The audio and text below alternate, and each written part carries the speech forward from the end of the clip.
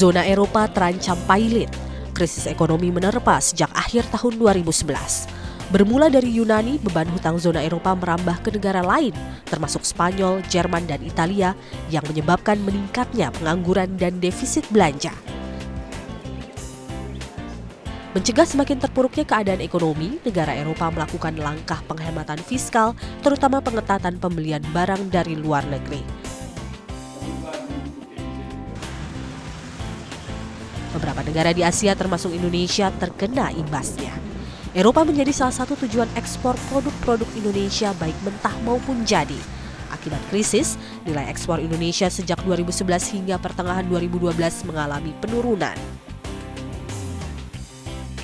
Data Badan Pusat Statistik menunjukkan adanya penurunan nilai ekspor Indonesia ke Uni Eropa sebanyak lebih dari 50 juta dolar Amerika sejak awal 2011 hingga kuartal pertama 2012. Beberapa produk bahkan telah mengalami penurunan volume ekspor dari periode 2010 hingga 2011. Produk elektronik, minyak sawit mentah, dan komponen motor adalah 3 produk dengan volume ekspor yang berkurang 3 hingga 32% dari tahun sebelumnya. Memasuki tahun 2012, komoditas ekspor Indonesia masih menunjukkan tren negatif. Nilai ekspor karet, kopi, rempah, besi, dan baja mengalami penurunan lebih dari 20%. Sedangkan produk tekstil pakaian jadi yang semula mencapai nilai 1 miliar dolar turun hampir 10%.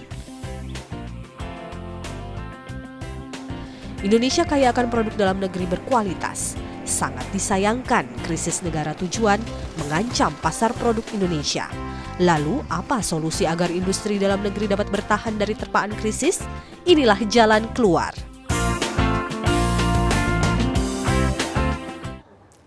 Assalamualaikum warahmatullahi wabarakatuh.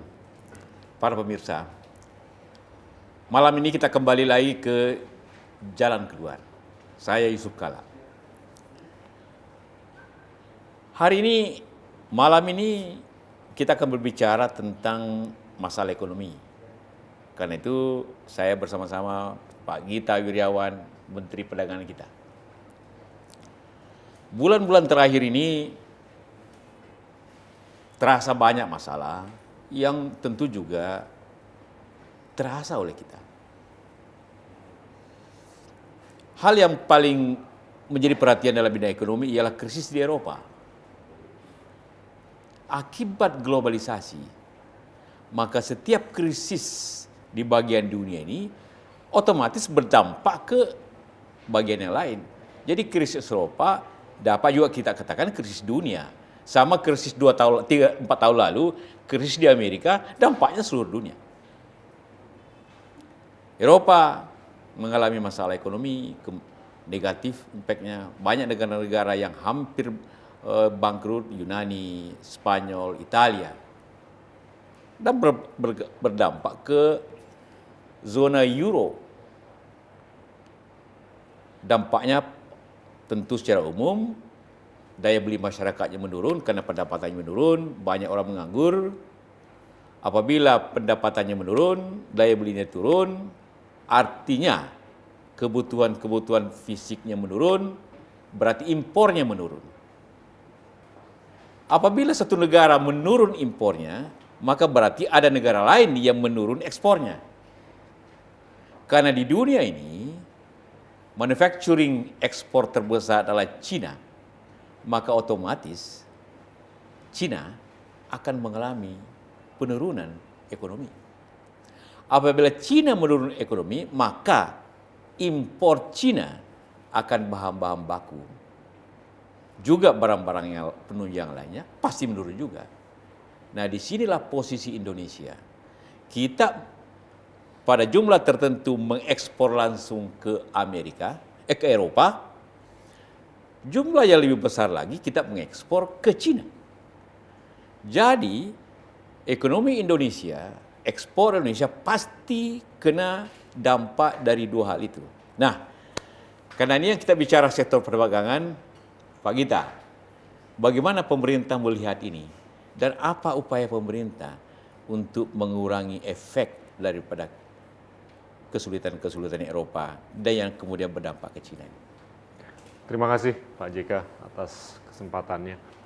Saya sangat sepandang dengan Bapak dalam arti krisis di Eropa ini akan cukup berkelanjutan.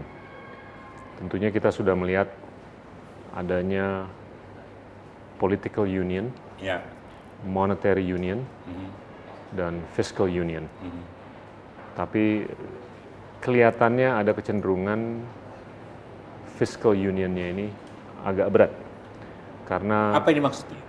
jadinya kesepakatan antara seluruh anggota Uni Eropa untuk memberlakukan pakta fiskal mereka. Hanya melanjutkan rezim euro itu lebih kuat gitu kan? Betul.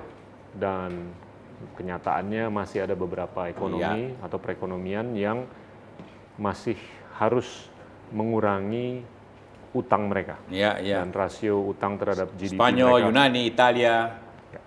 Nah, ini saya rasa akan membuahkan kontraksi demand dari Eropa terhadap produk-produk dari manapun. Nah, ini selama ini kan engine yang bisa memproduksi produk-produk dengan skala yang besar adalah China.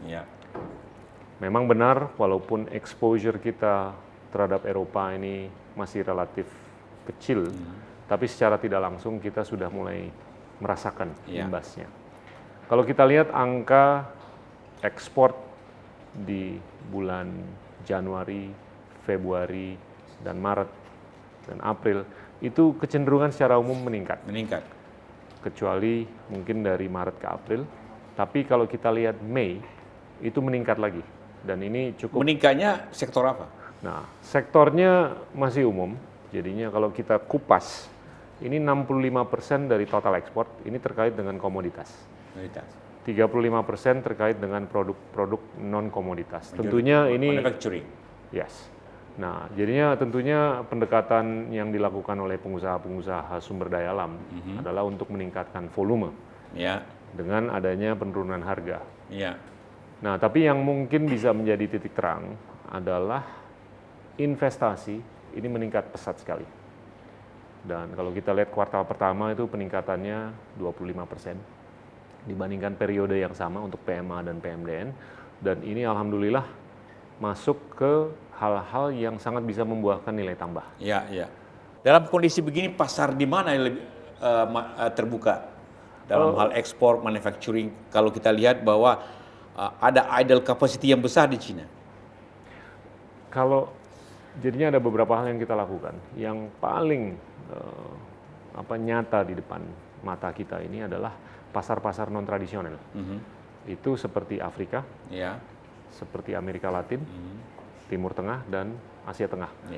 Nah, ini udah kelihatan sekali data-data ekspor kita untuk produk-produk yang simple seperti sepatu, tekstil, dan lain-lain yang ada nilai tambahnya, bukan batu bara dan kelapa sawit, ke negara-negara seperti Djibouti, Pantai Gading, Afrika Selatan. Tapi itu negara kecil. Kecil. Tapi ini kenaikannya ratusan persen. Untuk beberapa bulan di awal tahun 2012 ini. Ini menunjukkan bahwa ada pasar-pasar baru walaupun yang kita kecil, bisa, tapi kalau digabung-gabung bisa besar juga lah. Betul. Betul. Nah, di luar itu tentunya kita juga harus melakukan satu pendalaman di pasar-pasar yang selama ini eksis, termasuk Jepang, Korea, China, terus di Amerika dan di Eropa. Tapi juga fokus kita untuk supaya bisa tesis investasi yang bernilai tambah ini terus dikedepankan. Menarik apa yang dikatakan oleh Pak Gita. Memang kita harus menjelaskan kepada para pengusaha waktu yang terbaik untuk investasi pada saat krisis. Karena pada saat krisis lah biaya investasi itu paling murah. Kita kembali setelah ini.